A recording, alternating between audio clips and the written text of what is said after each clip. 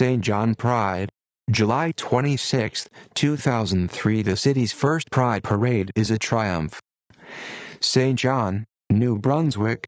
We last visited this city when we toured the province in November 2002 on our Just Married speaking tour.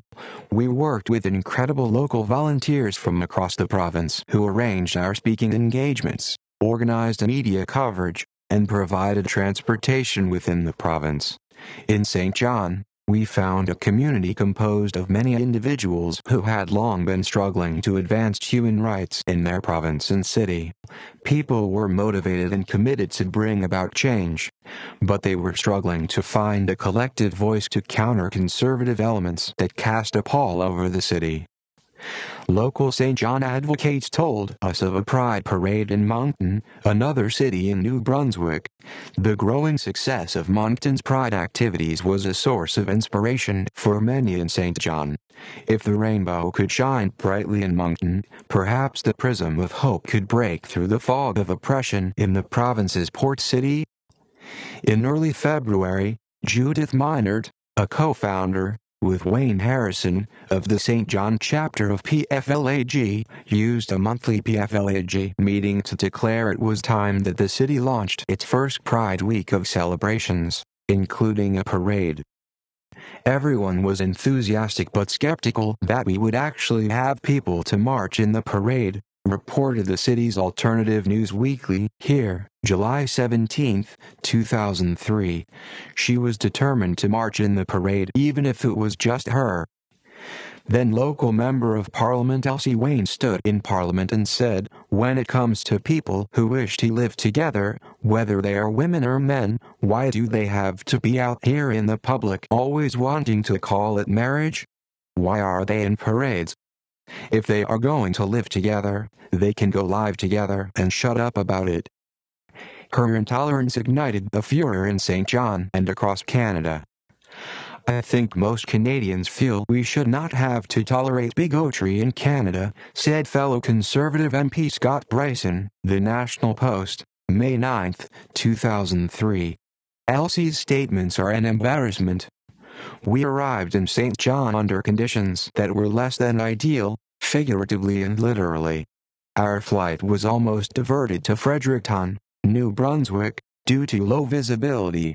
On the ground, we found that Elsie Wayne was still behaving in ways that outraged St. John citizens.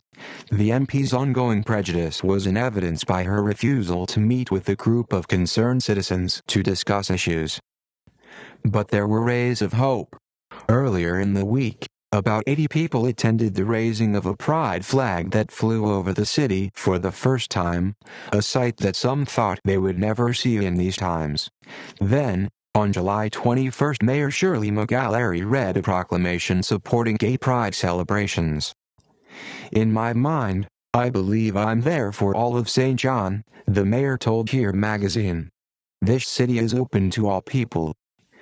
The mayor's comments were underscored in a July 25 panel discussion that we participated in, attended by a diverse capacity crowd. Held in Spy Bar, and surrounded on the walls by the work of local artists, we joined local voices, including Carl Trickey, Michelle Scott, Sarah Rose Werner, Bob McVicker, Board of Trade President, St. John Councillor Stephen Chase, and Elizabeth Weir, St. John Harbour MLA. We were there to respond to issues raised by moderator Wayne Harrison, and we answered questions from the audience in attendance. It became clear, from the large turnout and the questions posed, that this community was ready to spring into action. The pink, the lily, and the blooming rose grow in the garden where my love goes. The little small birds, they do rejoice when they think they hear my love Jimmy's voice. Oh, James,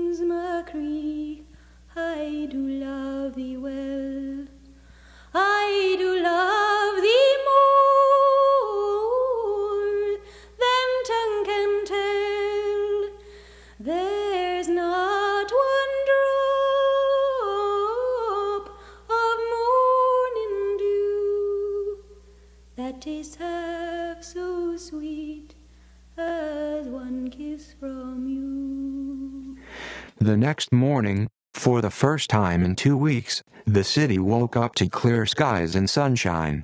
We gathered in Queen's Square for the start of the parade, and slowly the crowd began to build.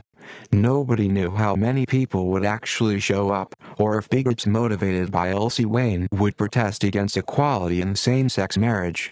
Surprisingly, only 2 or 3 people could be seen objecting to the parade. One of these individuals, a man with a sign, was swarmed by the media because he was the only visible element of opposition. Elsie Wayne's constituency of hate was clearly a minor element in St. John. We began our march with 182 participants in the parade, but as we made our way through the streets, other citizens found the courage to join us and our numbers swelled to about 300 people. We talked to many people, gay and straight, who were participating in their first public activity in support of rights.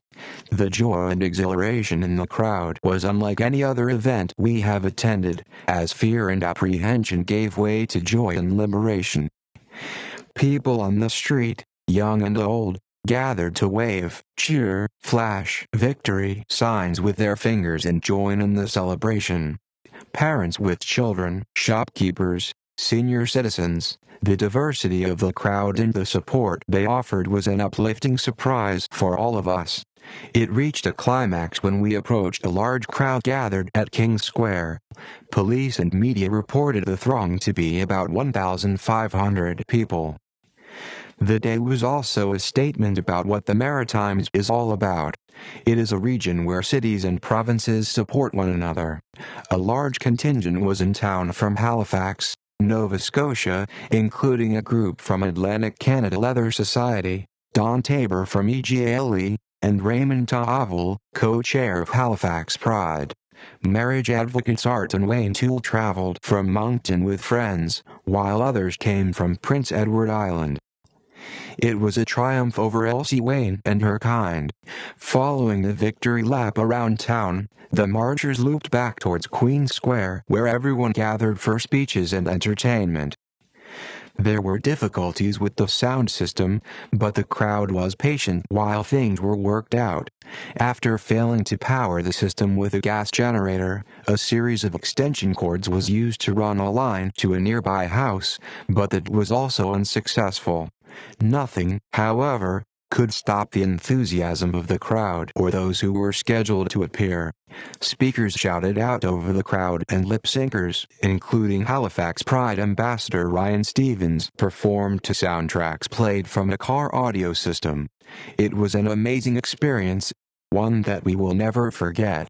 We are tremendously grateful to have shared in the spirit of the day, to have worked with such great people, and to have been present the day love triumphed over hate in St. John.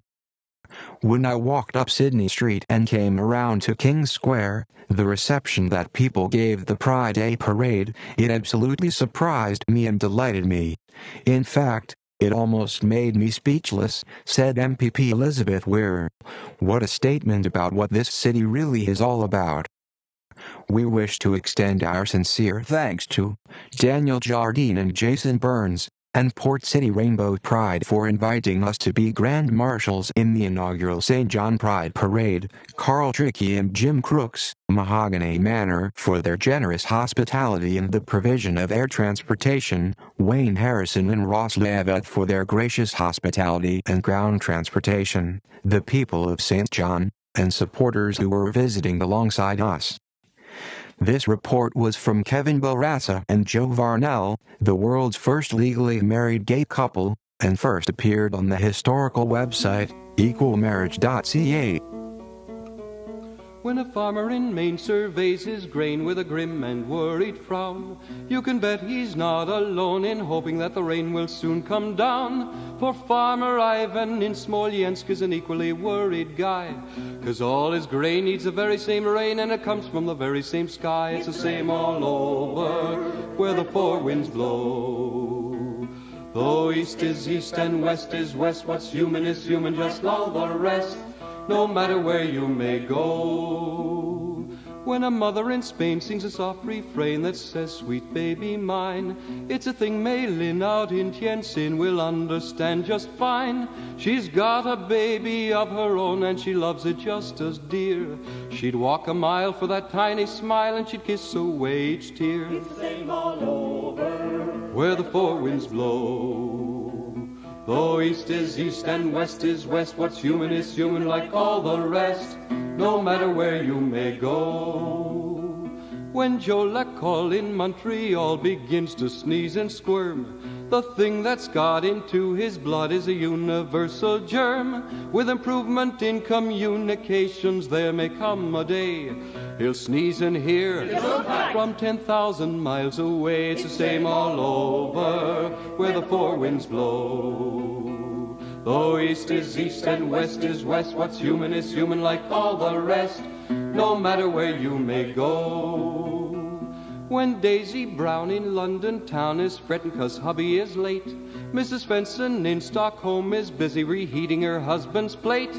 When a child in Rome says Viva in pace praying on her knees, you'll hear the whole world echo Peace. Across the seven seas. It's the same world over, where the four winds blow. Though east is east and west is west, what's human is human like all the rest, no matter where you may go.